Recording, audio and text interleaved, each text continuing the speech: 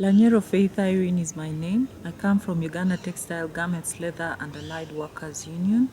I also sit in the Textile Committee representing Africa region. I'm the Deputy Secretary General, General Duties, Women, under the National Organization of Trade Unions, and the Chairperson, Industrial National Women's Committee, Uganda. The ILO theme of 2024 ensures safety and health at work in a changing climate and looks at the impact of climate change towards workers' safety and health. Of course, bringing up along the issue of the just transition that is very essential to all labor unions and to all workers in Uganda. We need a gender lens in occupational safety and health at different workplace levels. Most approaches seem to pay a blind eye towards gender and the young workers at large. So the question should be, are we able to adjust our thinking towards the just transition that is coming and the climate conditions that are changing each and every other day, about the related OSH risks that are in the different sectors that we are facing? Are we able to create a non-discriminative OSH management system as unions? And are we able to organize more workers into the union so that we strengthen the trade union density at whole and at large? The issue of the just transition affects workers in different levels because the coming of the transition is going to change a lot of things that may affect the way the working conditions are at work and the way unions organize, and it will as well affect the climate conditions, and not only affecting the climate conditions but also the way of life of different workers at different levels. So that's why occupational safety and health is very important and relevant at all levels and in all sectors for women workers and for all workers in general, so that everything is upgraded and risks are mitigated and proper OSH management systems are put in place to embrace unionization and build on the trade union density.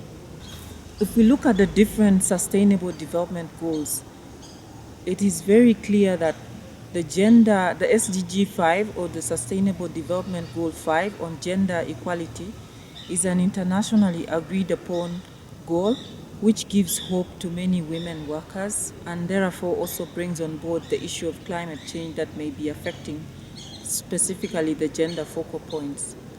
Utilizing the ILO Code of Practice on Safety and Health to set out practical guidelines that will mitigate a lot of risks that may occur within workplaces and bringing on board all workers and the private sector or the bipartite committees that are in place would essentially improve on the working conditions for workers that are working within the different sectors in the country. So it is therefore very important to embrace the key ILO gender-sensitive OSH practices that are in place for business actors and the trade unions at large. So representation of different genders in bipartite committees would be very much priority for occupational safety and health actions to be identified and for OSH policies and strategies to be created and pushed largely at work.